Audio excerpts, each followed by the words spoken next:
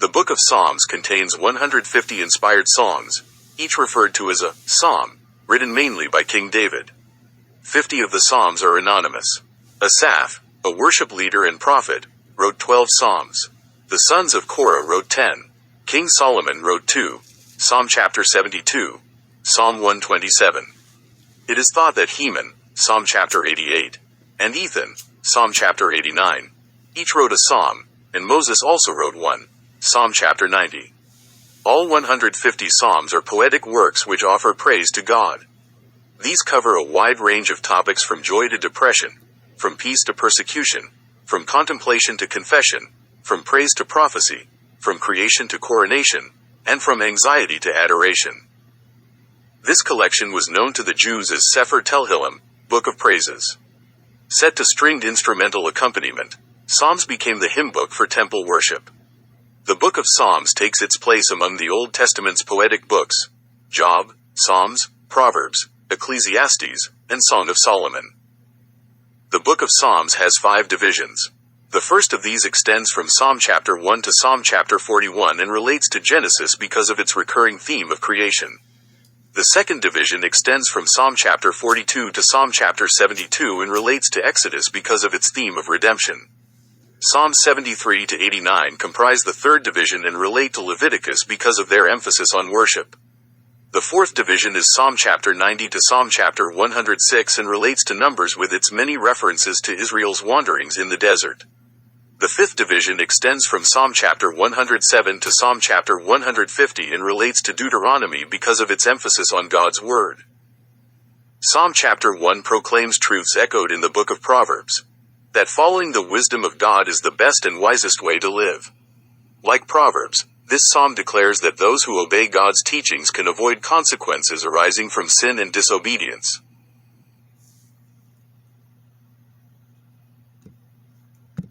Psalm chapter 2 is credited to David by the New Testament, Acts chapter 4 verse 25. The apostles applied this idea to the persecution of Jesus by Israel's religious leaders, Acts chapter 4 verses 27 to 28. This song expresses amazement that cultures and governments of earth would try to ignore God. The consequences of that will be dire. Instead, it is better to honor God and serve Him. The opening lines of this psalm form a rhetorical question. The point is not to seek an answer, but to make a point. There seems no good reason why anyone, even kings and rulers, would try to defy God. The motivation of rebelling against God is selfishness and pride. This also comes with anger and hatred. 1 Peter chapter 4 verses 3 to 4. John chapter 15 verses 18 to 19. Psalm chapter 2 verses 1 to 3. The fury of earthly people is not intimidating to God. In fact, His response to those who attempt to defy Him is laughter. The symbolism of God, laughing, implies His complete power and sovereignty. When a nation rages, and God laughs in response, it suggests how outmatched sinful people are. Despite the angst of those who disobey, God will establish His rule, through Christ, just as He has promised. Psalm chapter 2 verses 4 to 6. Part of this royal psalm includes references to the eventual rule of earth by the Messiah. This will not come to complete fulfillment until Jesus Christ returns and reigns for 1,000 years. Revelation chapter 19 verse 11, 20 to 4. The imagery of this passage again emphasizes the absolute domination God will express against His enemies. Psalm chapter 2 verses 7 to 9. David ends this psalm pleading with kings and rulers to make the wiser choice. In this context, fear refers to respect and submission, not to abject terror. To rejoice with trembling carries a similar idea, a reference to emotion and sincerity. In ancient culture, polite forms of a kiss were the equivalent of a modern hug or handshake. To kiss the Son implies giving due honor and respect to the Anointed One. John chapter 6 verses 28 to 29. Those who do so can be saved, while those who refuse will face the wrath of God. John chapter 3 verse 36. Those who rely on God will be called blessed. Psalm chapter 2 verses 10 to 12. What does Psalm chapter 3 mean? David's son, Absalom, began a violent revolution. He even contemplated sending a 12,000-man army to kill his father. 2 Samuel chapter 17 verses 1 to 3. Only the interference of David's ally prevented that overwhelming assault from happening. 2 Samuel chapter 17 verses 15 to 16. That was the background for this prayer of David. David begins by expressing the trouble he faces. His enemies are vast in number, and increasing in their power and influence. Beyond that, it seems David's peers are suggesting he's been abandoned by God. The situation seems bleak. Other people are telling David to give up and accept his doom. Psalm chapter 3 verses 1 to 2. However, this is not the first time David has faced dire circumstances. Many times, he has trusted God to carry him through danger. Faced with those struggles and threats, David slept soundly knowing God was entirely in control. This present trouble, for David, is no different. Even though there are, literally, thousands of people against him, his faith is not shaken. Psalm chapter 3 verses 3 to 6. Based on that conviction, David prays for God to deliver victory over these enemies. The imagery here is graphic, picturing a devastating blow that shatters an enemy and leaves them incapable of fighting back. Confidence based on experience shines through in David's prayer over his dangerous situation. Psalm chapter 3 verses 7 to 8. Psalm chapter 4 is inspired by the same circumstances as Psalm chapter 3. David's rebellious son, Absalom, has forced David to flee for his life. 2 Samuel chapter 15 verses 13 to 14. The choirmaster was the minister of music in the tabernacle or temple. This role is mentioned in the titles of 55 psalms.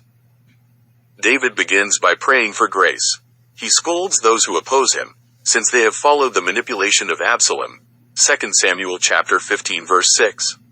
Even as David recognizes their betrayal, he expresses confidence that God has called him. This is both reassurance to David, and a warning to his enemies. Psalm chapter 4 verses 1 to 3. Turning to his own followers, David warns against letting emotion drag a person into sin. Even in dire circumstances, Psalm chapter 3 verse 1, believers should not allow their feelings to override their faith.